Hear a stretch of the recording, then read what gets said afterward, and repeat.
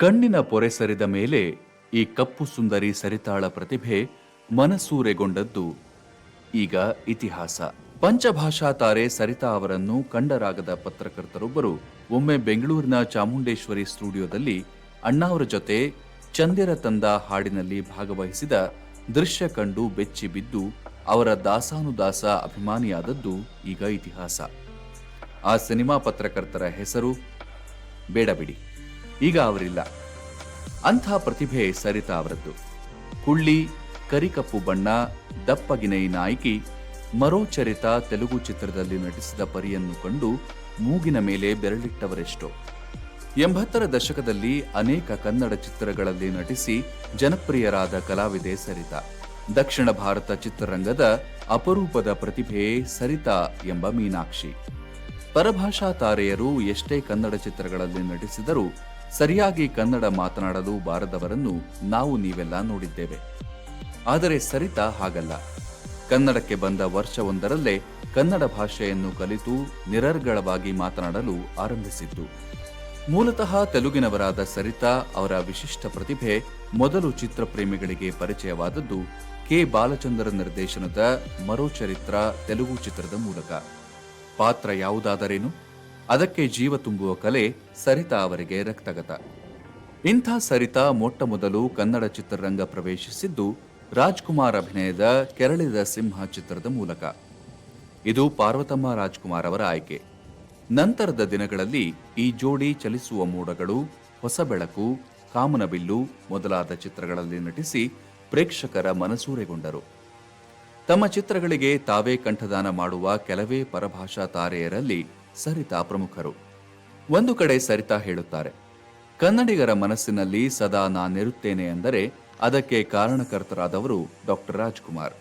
ಸಾಕಷ್ಟು ಕನ್ನಡ ಸಿನಿಮಾಗಳಲ್ಲಿ ಅವರ ಜೊತೆ ನಟಿಸುವ ಅವಕಾಶ ಸಿಕ್ಕಿದ್ದು ನನ್ನ ಸೌಭಾಗ್ಯ. ಅಪ್ಪು ಜೊತೆ ಕೂಡ ನಾನು ನಟಿಸಿದ್ದೇನೆ. ಹೊಸ ಬೆಳಕು, ಭಕ್ತ ಪ್ರಹ್ಲಾದ ಚಿತ್ರಗಳ ದಿನಗಳ ನೆನಪುಗಳನ್ನು ಮರೆಯುವುದಾದರೂ ಹೇಗೆ?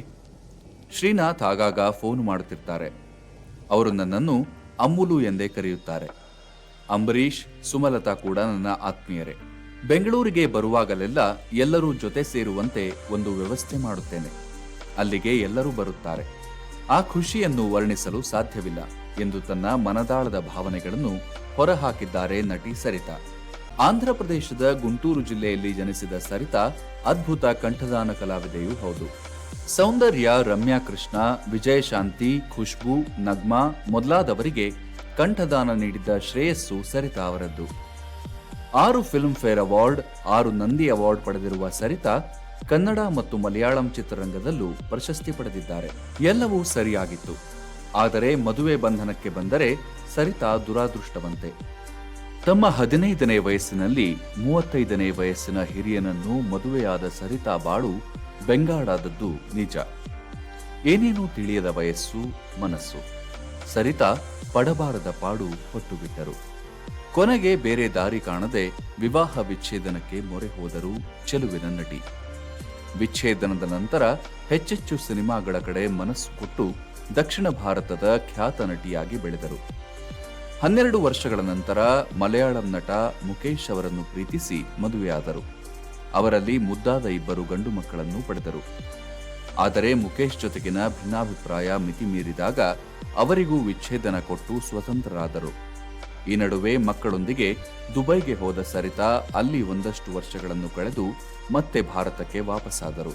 ಹಿರಿಯ ಮಗ ಶ್ರವಣ್ ಒಂದು ಮಲಯಾಳಂ ಚಿತ್ರದಲ್ಲೂ ನಟಿಸಿದ್ದಾರೆ. ಇಲ್ಲಿಗೆ ಬದುಕಿನ ಮತ್ತೊಂದು ಹಂತಕ್ಕೆ ಬಂದು ನಿಂತಿದ್ದಾರೆ ಸರಿತಾ.